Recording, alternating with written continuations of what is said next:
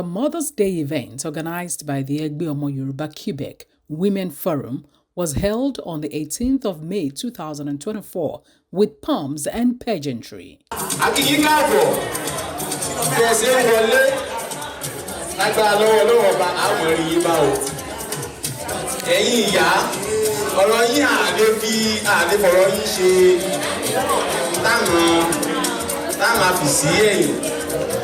Ẹ bá sì ti rọ́kùnrin níbí ẹ jẹ́ ká rí wọn gẹ́gẹ́ bíi pé alátìlẹyìn la jẹ́ so amọ̀pẹ́ ilẹ̀ ń sọ ọjọ́ òní ẹ̀yin lọ lọ́dún èmi ṣùgbọ́n a gbọ́dọ̀ dá yín dá.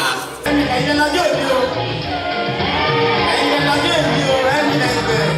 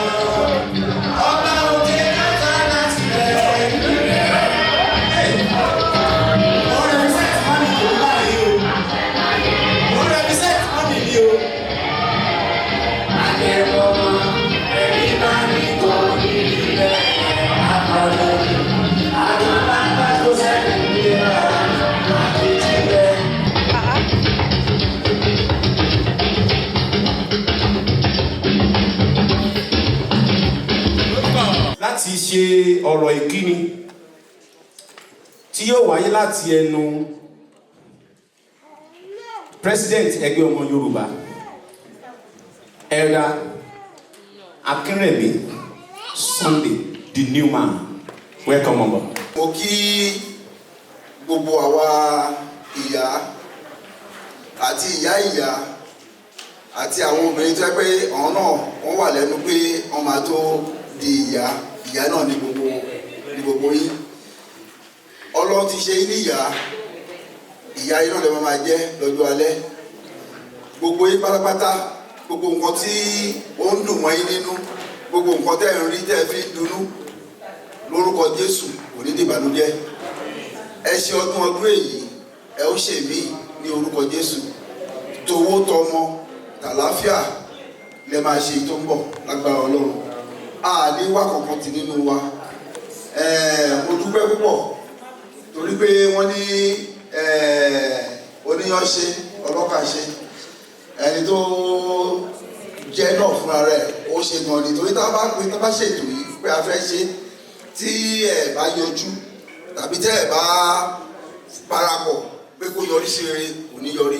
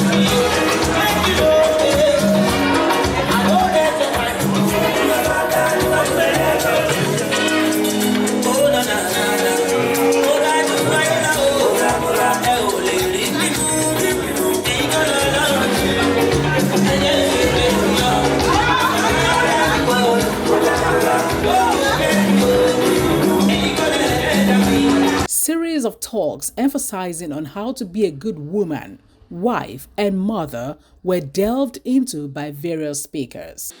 Ẹ̀yin ni ìyá wa, ẹ̀yin ni alábàárò wa, ẹ̀yin ni dókítà wa. Nígbà tí ara ọkọ bá ń gbóná díẹ̀ lọ́wọ́ alẹ́, ẹ̀yin ni ẹlẹ́jẹ̀ tútù tó lè mú ara ọkọ wálẹ̀. Láìsí ẹ̀yin kò sí àwa o. Gbogbo ìlàkàkà wa nítorí tiyín ni àti àwọn ọmọ wa. Nítorí náà mo bẹ̀ yín ní orúkọ Ọlọ́run wípé ẹ má ṣe fìyà jẹ wá o. Gbogbo nǹkan kí nǹkan tó bá jẹ́ ẹ̀tọ́ wa ẹ jọ̀wọ́ ìrọ̀rùn kẹ́ ẹ jẹ́ kó máa bá dé o. Bí kíni? Pàtàkì ọ̀rọ̀ mi lónìí ni wípé ìmọ́tótó ṣe pàtàkì púpọ̀. Ìtọ́jú ara ẹni ṣe pàtàkì púpọ̀ fún ẹ̀yin ìyá wa. Ẹ má ṣe jẹ́ ká ronú nítorí pé ká máa rò pé pẹ́ẹ́lí ṣé ní mo kúkú ti wà lé ọkọ. Ìmúra mi ò tiẹ̀ jẹ́ kankan mọ́. Ẹ má jẹ́ kó rí bẹ́ẹ̀ o nítorí pé nǹkan tá a bá fi sílẹ̀ òun lọmọ ewúrẹ́ ń gbé o. Gbogbo aṣọ tí ó yẹ kí ọkọ rẹ fi fẹ́ràn rẹ sí ni kí o máa wọ̀ nínú ilé. You have to continuously and continually look sexy for him. Mo fẹ́ kí a máa bi ara wa léèrè ní ẹ̀kọ̀ọ̀kan ẹ̀yin ìyá wa wípé ǹjẹ́ ọkọ mi lè kọ ẹnu ìfẹ́ sí mi tó bá jẹ́ wípé bí ìmúra mi, ìmọ́tótó mi àti ìwà mi ṣe rí ní ọjọ́ ìní lórí nígbà tí a bẹ̀rẹ̀ ìfẹ́ wa. Ẹ jẹ́ kí a máa bi ara wa léèrè. Ìwà yín, ìmúra yín, ìmọ́tótó yín ní láti jẹ́ kí ìfẹ́ yín máa gbilẹ̀ sí ní ọ̀kọ̀ọ̀kan yín. Kì í ṣe àṣà wa ní ilẹ̀ Yorùbá ní kí ìyàwó ilé wọ aṣọ kí ìdajì àyà rẹ̀ wà níta. Nítorí pé à ń ṣoge eléyìí ò bójú mi. Pé ìwà tí a bá hù lẹ́nu ọ̀rọ̀ ìtàn ló ń dà lọ́la o. Nǹkan tí a bá ń ṣe ẹ má jẹ́ ká wò máa mú wa òrí wa o. Ìmúra wa tí mo sọ nínú ilé ẹ jẹ́ kó moderate especially táwọn ọmọ wa bá ti wà bẹ̀. Ṣùgbọ́n tó bá ti kó ẹni àti baálé ní ẹ̀jọ̀ ọmọ pẹ̀lú kan ẹ̀túra ká o. Mo fẹ́ wo ojú ènìyàn kan lẹ́gbẹ̀ẹ́ rẹ̀ sọ fún pé o rẹwà nínú àti lóde. You are beautiful in and out. Mo fẹ́ ká kalẹ̀ gbọ́ kí ló ń jẹ́ depression, àìní ìfọ̀kànbalẹ̀, ìdààmú, ìbànújẹ́, àìnídùnnú, àìnírètí, gbogbo wa tá a wà bí àtàwọn tí ò sí bí àní rírú ẹ̀ lórúkọ. Sí disorder torí stages tó lè lead sí mental disorder tó lè lead sí high blood pressure tí a pè ní ẹ̀jẹ̀ ríru. Èyí tí ó máa ń padà bọ́ sí suicidal kí ènìyàn ronú títí kó sì para rẹ̀. Depression is a spirit jẹ́ àmọ̀ bẹ́ẹ̀ ẹ̀mí kan jẹ́ depression. Ṣé ìgbà bẹ́ẹ̀? Ní ẹni tó bá ti ń jókòó sí ìkọ̀kọ̀ jù tó jẹ́ pé ní gbogbo ìgbà loneliness tẹ́ ẹ bá pè é inú yàrá ní gbogbo ìkọ̀kọ̀ síta a ṣáà máa wà ní ìkọ̀kọ̀ ẹ jẹ́ ká fura sírú ẹ̀. Ẹni tó bá wà ní unhappy mood àìní ìdùnnú ní gbogbo ìgbà. Ẹni tó bá wà ní depressive mood tó jẹ́ pé gbogbo ẹ bá mi tún sọ ní Yorùbá. Àbí ẹni tó bá kọra ní gbogbo ìgbà a ṣáà máa kọra ṣá láìnídìí. A ṣáà máa kọra ṣá láìnídìí ẹ wá díẹ̀ dáadáa. Tá ẹ bá ti rírú ẹ bá mi pé irú onítọ̀hún kẹ́ ẹ bá sọ̀rọ̀. Ó ń pe kinní kan ní mood switch.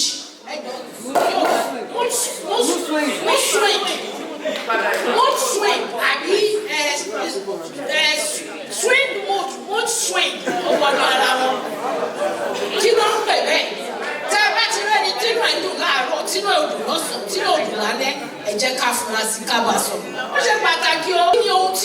ṣe àtẹ̀gùn fún ẹ̀mí depression, ipò rúrú.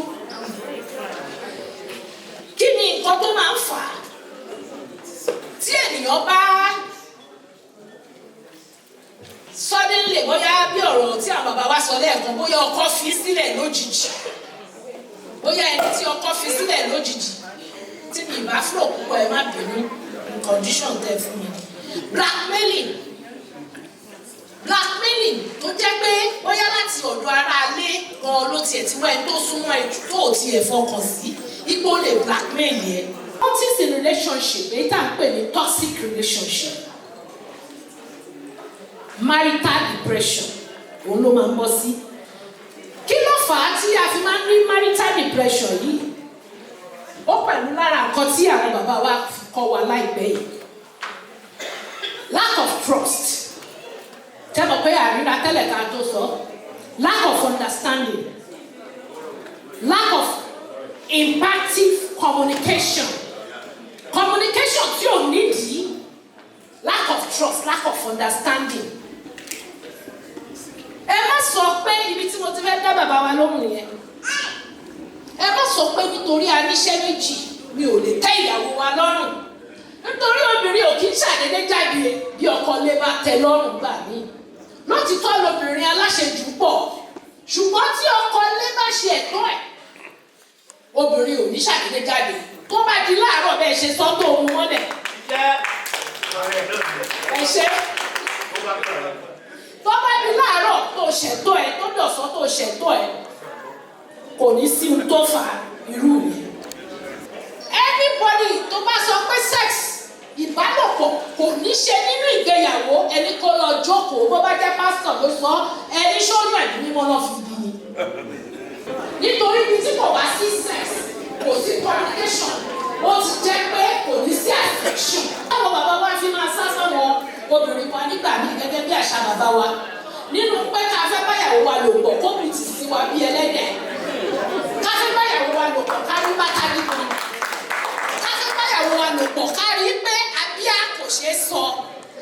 Ká fẹ́ báyàwó wa lò pọ̀, kó jẹ́ pé àwọn bèrèsíà tó ti gan, tó bá jẹ́ méjì lóníjọ́ fọ́. Wọ́n wá love, wọ́n wá ẹni tó máa pọ́n wọn lé, wọ́n wá oúnjẹ tó dà, wọ́n wá ìbálòpọ̀ tó sunwọ̀n. Kí ni ìbálòpọ̀ tó sunwọ̀n nígbà tí wọ́n bá fẹ́ súnmọ́ wọn? Tó o bá wà lójú kan bí lọ́dún, tó lè rí èèyàn tó ń lọ́wọ́ wọn, àwọn ọmọ tó jẹ́ pé wọ́n gbàdúrà kókun lè já ni, okun lè wọ òní já o, lágbára ọlọ́run lè wọ òní já. Ìwọ tó o bá náà lè ṣe, yára lọ kọ́ gbogbo ẹ̀ o. Ẹni ò lè lá plẹ̀tì mi ò lè lá bọ́ọ̀sì mi lè lá. Ẹ lọ kọ́, ẹ lọ kọ́, ẹ jọ, ẹ lọ kọ́.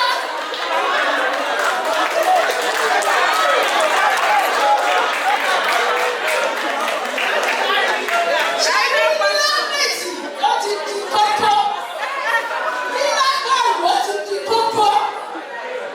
Ẹ kọ́ mọ́ iṣẹ́ yìí bẹ́ẹ̀ ni mo ń tẹ̀ lọ.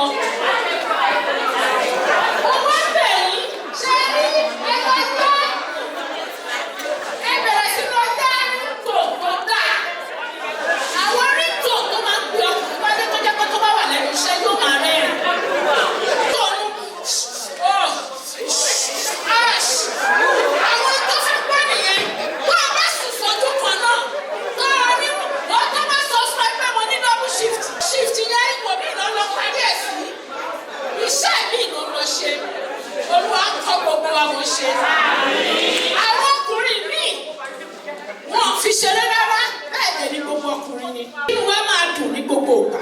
Laughing therapy, communication gap ẹ má jẹ́ kó wà. Check on people around you. Believe in yourself. Avoid negative thoughts. Stop sex denial. Love and be aligned in your relationship. Avoid nagging. Ọkùnrin sóbìnrin, obìnrin sọ́kùnrin. Stop nagging. All this can attribute to your mental health, mental torture, emotional torture, trauma, leading to depression. Say, I am a queen. I am the light of the world. I will eat the fruit of my labor in good health. In all situations of life.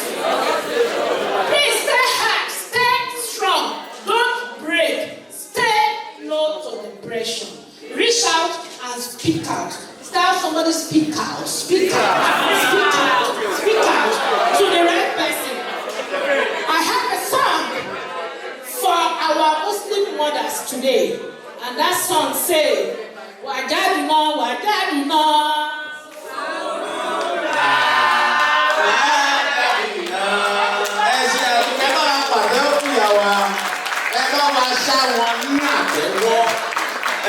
Bó tiẹ̀ jẹ́ wípé ẹ̀lú táìmù wa mi ní parọ́ fún yín ṣùgbọ́n ọ̀rọ̀ tẹ sọ mo rí pọ́ǹtì bẹ́ẹ̀ ó dé wà ó ṣe kókó ó ṣe pàtàkì báwọn ọkùnrin ó ṣe kókó because nínú ọ̀rọ̀ yẹn àwọn bàbá wa ẹ̀yin bàbá ẹ ṣáà rí pọ́ǹtì bẹ́ẹ̀ ẹ rí kókó bẹ́ẹ̀ torí èmi rí kókó lára kókó tí mo rí ṣé kì í sọ kókó number 1. Mommy, drive. Plate number 1.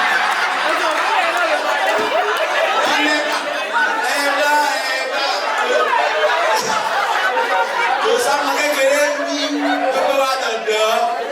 Mọ́mí dẹ̀ ti sọ kìíní yẹn, wọ́n ní àbí sọ bẹ́ẹ̀ mọ́mí. Ẹgbẹ́ alápléètì.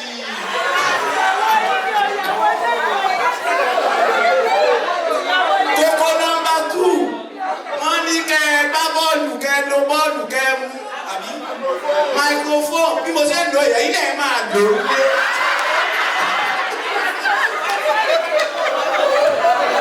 Ẹ̀lò microphone ìpọ́tátà. Wọ́n ní kẹ́ ẹ bá wọ́n ní kẹ́ ẹ gbá mú dáadáa. Kókó number 3. Ọ̀rọ̀ tí mi fẹ́ bá yín sọ ni pé ẹ̀yin gan obìnrin ló máa ń ṣekú pa obìnrin. Kò síbi tá a ti ń dáná alẹ́, ọbẹ̀ nìkan ló yàtọ̀. Ẹ mọ irú ọ̀rẹ́ tẹ máa yàn. Ẹ̀yin lóbìnrin, ẹ̀yin ni ìyá wa. Ẹ̀yin àbá àta president àta pastor. A ò lọ́gbọ́n ju obìnrin lọ. Ṣùgbọ́n obìnrin. So olúwa náà ló ń mọ̀ gbogbo yín pátápátá ẹ̀ jẹ́ra ọmọ yín. Kò sí bí gbogbo yín ṣe máa dàgbà tó àtàwọn akọrin náà a ò ní mọ sàárì àwọn ọmọ wa. Ṣùgbọ́n ẹ wà very careful fún àwọn ọ̀rẹ́ ẹ máa sọ̀rọ̀ yín fún àwọn náà ń dalé yín. There were varieties of side attractions which involved participations by the guests and organizers who went home with yummy gift items. Gẹ́gẹ́ bí wọ́n ṣe ń bá wa sọ̀rọ̀ látàárọ̀ àwọn dájú wa àtàwọn pásítọ̀ Mrs. Àjùpẹ́ ẹ ṣé ẹ̀yin dájú wa ẹ kú dìde ẹ ṣé tá a pè yín tẹ́ dìde ẹ ṣé gan-an ni Àjùpẹ́ a máa rí yín bá o. Ọjà tẹ fi ń pọ̀ wá kò ní já láṣẹ Ọlọ́run ẹ ṣe ọjà tẹ fi ń pọ̀ wá kò ní já Ọlọ́run nǹkan kíní abẹ́ yóò ní kú ẹ̀ka alẹ́ ẹ̀yin sisters mi Òdúpẹ́ tó léde síbẹ̀ a gbọ́dọ̀ gbáradì lálẹ́ yìí mo fẹ́ kí ẹni tó mọ̀ pé òun gbọ́ òwe méjì kan bọ́ síta. Ṣé ẹ rẹ́dì? Èèyàn méjì péré kó bọ́ síta. Bẹ́ẹ̀ tó bá wọ àdìrẹ ni. Èèyàn méjì bọ́ síta tó bá mọ̀ pé gbòǹgbé tó bá wọ àdìrẹ ni o.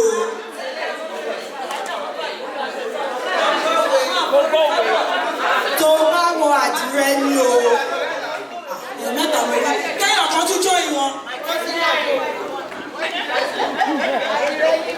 Kí ló dé? Ọ̀yà nílò tí mo tún yìí. Kéèyàn kan tún jó ìran.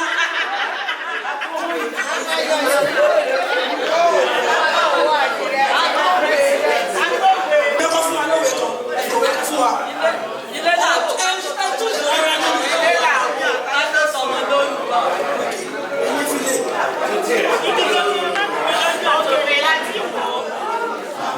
Igi gogoro má gún mi lójú àtòkèrè láti ń wò ó. Kò dénú ọlọ́mọ. Ọbẹ̀ tí baálé ilé kì í jẹ ìyàwó ilé kì í sè é. Ọmọ ẹni òṣèlú bẹ̀bẹ̀ rẹ̀ káfílẹ̀ kẹ̀sídẹ̀ ọmọ ẹlòmíì. Ọmọ tá a bá bá wí tó bá ń wọrùn kì yóò parun láìsí àtúnṣe. Àìsí lẹ́lẹ́ lógìní ilé dídé kùté.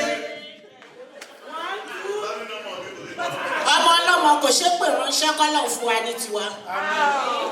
Òkèlè lọ́lọ́dún tún ní ìsinmi mẹ́kún sùn. Iwájú ò bá ṣe lọ èyí ṣe padà sí. Ọbẹ̀ tí bá lélẹ̀ kì í jẹ ìyá lélẹ̀ kì í sè.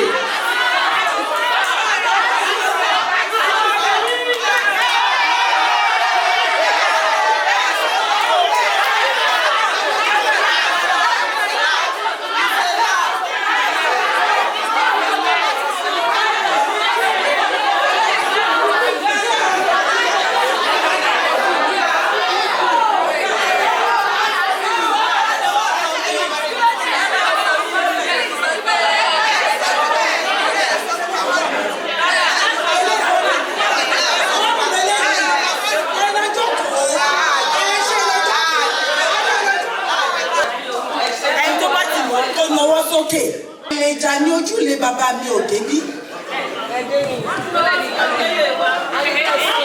Ìlẹ̀jà ní ojúlé bàbá mi ò débí. Ẹni tó bá mọ̀ kó nawọ́ o. Ní ìta bàbá lẹ́nu gbẹ́gi.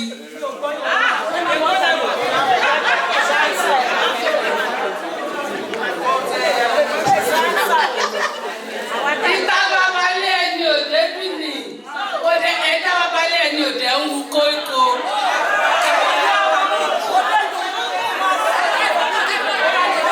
Ó sì bá ìta bàbá lẹ́nu ò débí. Àìlẹ́jà.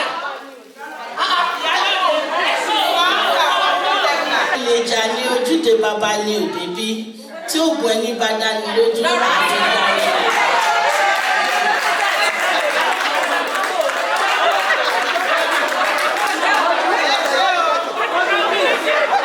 Kò sẹ́jọ́ mọ̀. Ìlẹ̀jà ìta bàbá mi ò débí. Ojúde ọjọ́ ìwà ọjọ́ ilé bàbá ẹni ò gbìjẹ. Ẹ pàtẹ́wọ́ fún wọn. Ìlẹ̀jà lójúlé bàbá mi ò débí. Ọjọ́ ilé bàbá ẹni kì í gbèjà ẹni. Ẹ pàtẹ́wọ́ fún mi náà jàre. Òdodo tọ̀ sí. Ẹ bá ti kọ́ ẹ máa gbàgbé àwọn. Ẹ bá mọ ìyàwó ẹ máa bọ̀ ẹ ti mọ ní ẹ. Ẹ ṣe é lójú òkè. Ẹ ti kọ́ ẹ.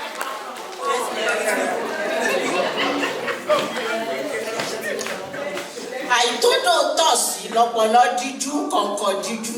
Ẹ pàtẹ́wọ́ fún wọn. Àti ṣẹ́bọ́ àti ṣóògùn.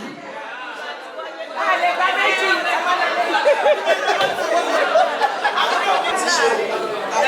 Wáyé la ṣe máa ń rí. Bá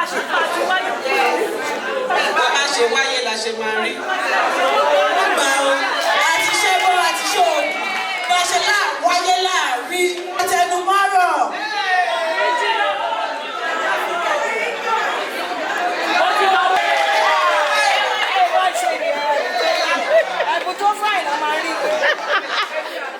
Pastor Perry John Kanyin lára ní.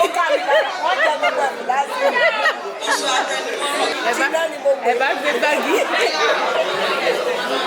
Ìkarùn-ún, ẹni gbẹ́dìyẹ òtòṣì.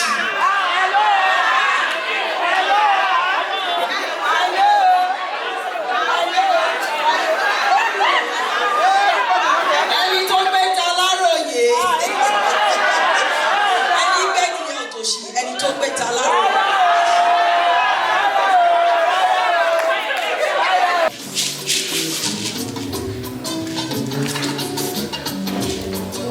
Àwọn ọmọ wa fẹ́ kí àwọn òbí wa, àwọn ọmọ mi wa tí wọ́n ṣètọ́jú wa láti kékeré, wọ́n mọ rírì oore, wọ́n fẹ́ kí yín bẹ́ẹ̀ ṣe, wọ́n fẹ́ kí yín bẹ́ẹ̀ àdúpẹ́ o.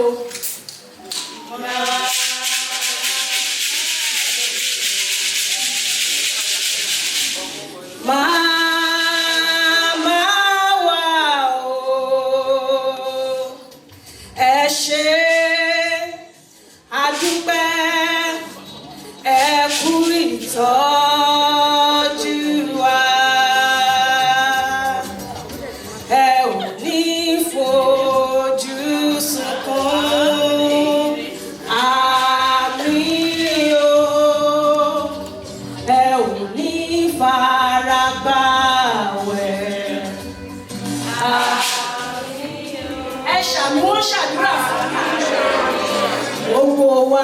nírúkú ọmọ bọ́ sígbó. Àmín o, ire. Ẹ bá wa kí màmá kú iṣẹ́, màmá kú iṣẹ́. Ẹ bá wa kí màmá kú iṣẹ́ o. Màmá kú iṣẹ́ láti inú Olúwa. Màmá kú iṣẹ́ títí tá a fi dàgbà báyìí o. Màmá kú iṣẹ́. Ẹ bá wa kí màmá kú iṣẹ́. Màmá kú iṣẹ́. Ohun àní là ń gbé lárugẹ. Ohun àní là ń gbé lárugẹ.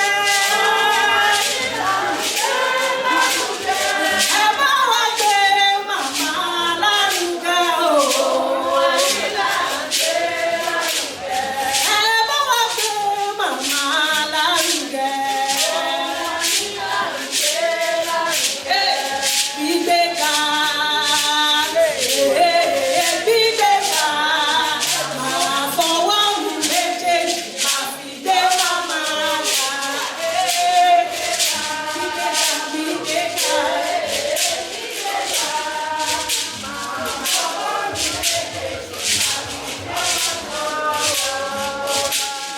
abiyamọ màmá ni, abiyamọ àwọn màmá o, abiyamọ màmá ni,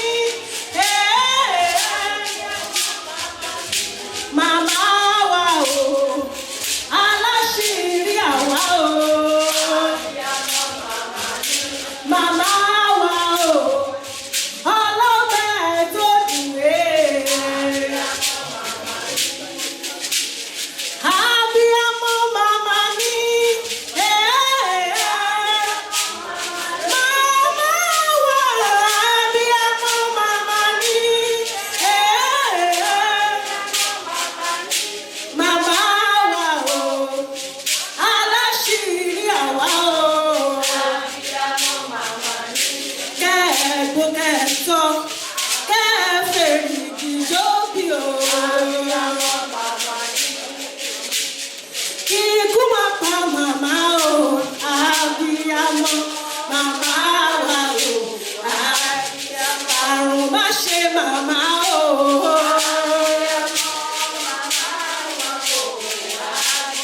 Kẹ́ẹ̀jẹ̀ ń ọmọ pẹ́ o.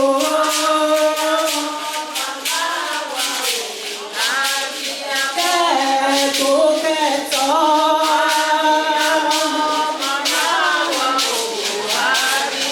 Ikú máa pa màmá o.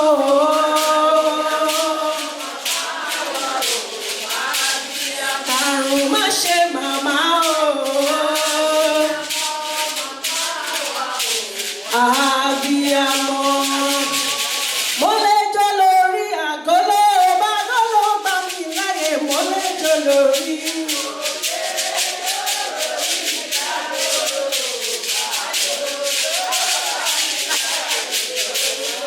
Wẹ́lẹ̀ pa mí láyò, irọ́ ńlá, wẹ́lẹ̀ pa mí láyò. Àwọn ọmọ yìí challenge àwọn òbí, wọ́n ní tẹ́ ẹ bá lè pa àwọn láyò kẹ́ ẹ máa bọ̀ wá báwọn tó.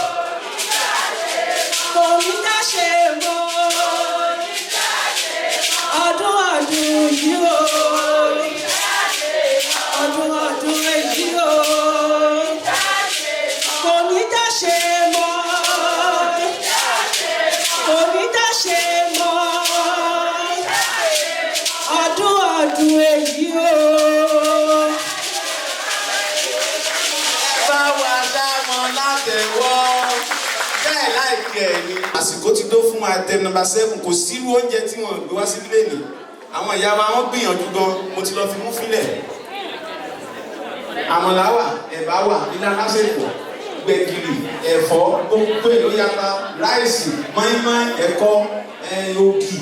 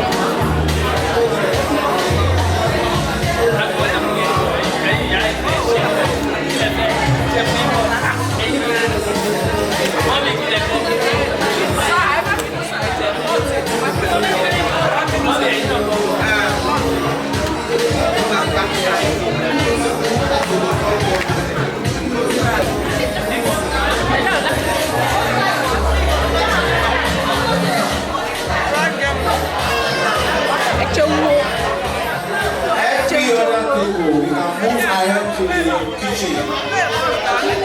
All other people, let's move to the kitchen.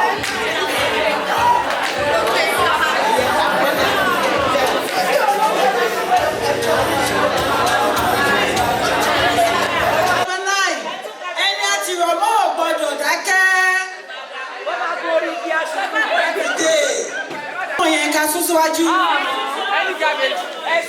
ẹ láti ọmọ ò gbọ́dọ̀ dákẹ́ bó bá ṣe bẹ́ẹ̀ yóò jẹ̀bi.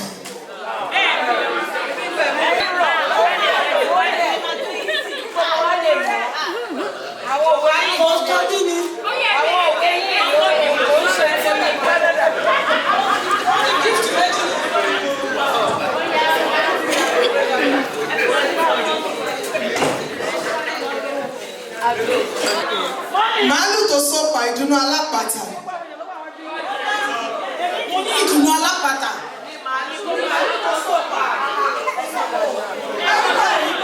Ìdùnnú alápàtà ni màálù tó sọ̀pà. Ìdùnnú alápàtà ni kí màálù súnkẹ́.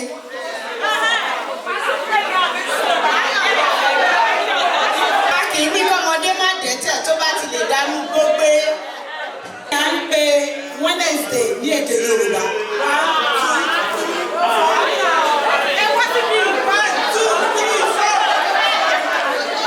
Ọjọ́rú.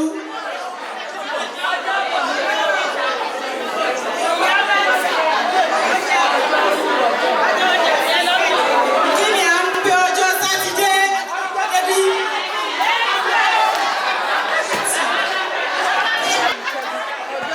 Ẹtì ni à ń pè.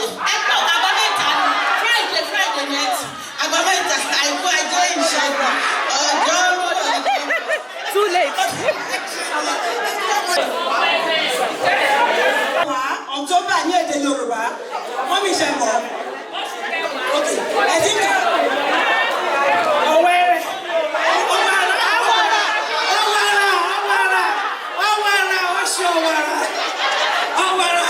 Ọ̀wà wa ní October. Òun la fi òwúrọ̀ ayé gbé pẹ́ o. Gbàṣùgbọ́n mi kì í gbàṣùgbọ́n rẹ̀ la fi òwúrọ̀ ayé gbé pẹ́. Monday to Sunday to Saturday lédè Yorùbá. Àìkú ajé ìṣẹ́gun ọjọ́rú ọjọ́bọ̀ ẹtì àbámẹ́ta.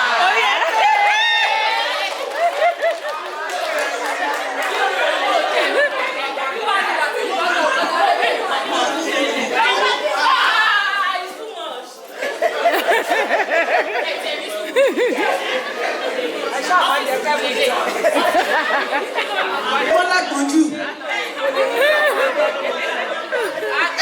Bọ́ọ̀lù mi bá gbọ́n lágbọ́njú. Ó ń pé láṣọ owó ọkọ̀ wọn mọ́. Ó ń pé láṣọ owó ọkọ̀ wọn mọ́. Bí ẹ̀sìn bá ń pàkúta. Ẹni oníbàárà ló yẹ ká ti gbọ́. Wọ́n ní ká yẹ ṣe bẹ́ẹ̀. Pé March ní èdè Yorùbá.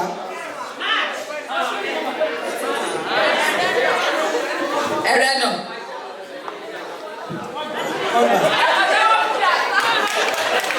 Wọ́n ní à ń pè ní ìgè.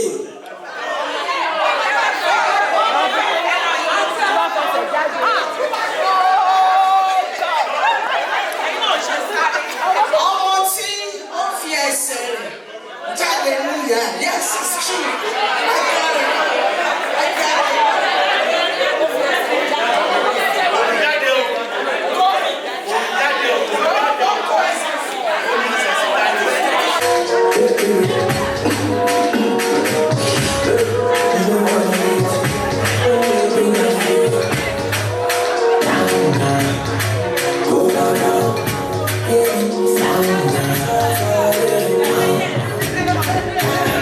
I'm in love.